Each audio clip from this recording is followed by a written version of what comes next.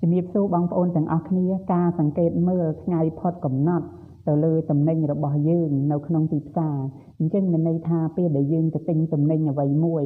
យើងគួរតែសង្កេតមើលថ្ងៃផុតកំណត់នៅលើផលិតផលនោះដើម្បីជៀសវាងកុំឲ្យមានបញ្ហាដល់សុខភាពរបស់យើងអញ្ចឹងតំណែងខ្លះគឺមានដាក់ថ្ងៃផុតកំណត់នឹងនៅបាតនៃតំណែងនោះនៅបាតឧទាហរណ៍ថាទឹកដោះគោខាប់នេះមួយអញ្ចឹងមានដាក់ថ្ងៃផុតកំណត់នឹងនៅបាតកំប៉ុងនឹងអញ្ចឹងថ្ងៃផុតកំណត់យើងអាចមើលបានអញ្ចឹងជាភាសាអង់គ្លេសគឺEXP គឺអក្សរពេញវាគឺ expiry date EXP ហ្នឹងមានន័យថាថ្ងៃផុតកំណត់នឹងអញ្ចឹងថ្ងៃផុតកំណត់នឹងមានដាក់នៅកន្លែងបាតនៃកំប៉ុងអញ្ចឹងមានន័យថាយើងគួរតែសង្កេតមើលថ្ងៃផុតកំណត់ដែរមានន័យថាពេលដែលយើងចាប់យកតំណែងនឹងយកមកអញ្ចឹងទៅយើងគួរតែមើលថ្ងៃផុតកំណត់ដែរនិយាយទៅល្អសម្រាប់សុខភាពរបស់យើងហើយតំណែងមួយទៀតគឺទឹកភេសជ្ជៈកូកាកូឡាហ្នឹងក៏មានដាក់ថ្ងៃដែលគួរបរិភោគមុន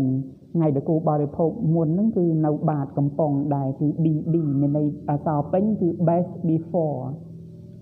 ហើយ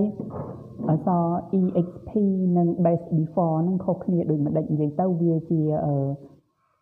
ដាក់ទៅលើនិយាយទៅគេទៅសេមកតាក់ទងទៅនឹងកាលបរិច្ឆេទមុននឹងផុតកំណត់ដូចគ្នាដែរគាត់ថា BB ហ្នឹងមានន័យថា best before ហ្នឹងមានន័យថាតំណែងហ្នឹងគួរបរិភោគមុននឹងថ្ងៃហ្នឹងឧទាហរណ៍ថា BB នេះតំណែងហ្នឹងគួរបរិភោគមុននឹងថ្ងៃទី19ខែ3ឆ្នាំ2027ឧទាហរណ៍ណាអញ្ចឹងមានន័យថាយើងគួរបរិភោគមុនថ្ងៃហ្នឹងប៉ុន្តែយើងក៏នៅតែអាចបរិភោគបានដែរគាត់ថាគុណភាពរបស់វាហ្នឹងគឺចាប់ផ្ដើមថយចុះម្ដងបន្តិចម្ដងបន្តិចអញ្ចឹងណាមានន័យថាបន្ទាប់ពីថ្ងៃហ្នឹងក៏យើងអាចបរិភោគបានដែរគាត់ថាគុណភាពរបស់វាគឺចាប់ផ្ដើមថយម្ដងបន្តិចម្ដងបន្តិចហើយអក្សរEXP ហ្នឹងគឺខុសគ្នាជាមួយនឹង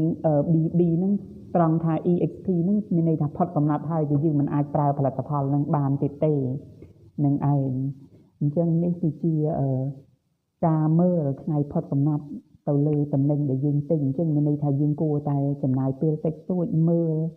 យើងកុំទាន់ប្រញាប់ចាយលុយភ្លាមហើយយកតំណែងមកយើងគួរតែមើលថ្ងៃផុតកំណត់ដែរអញ្ចឹងដើម្បី